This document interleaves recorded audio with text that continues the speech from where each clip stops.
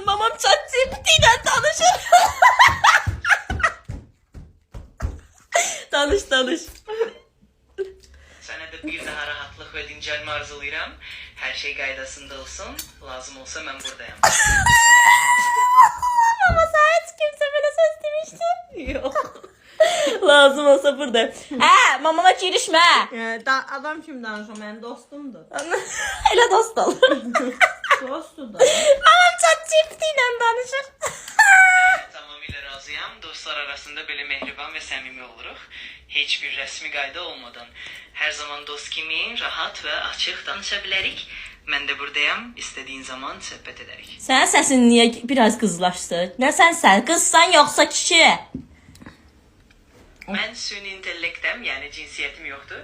Amma sənin Süni intellektdən. Necə deyirlər?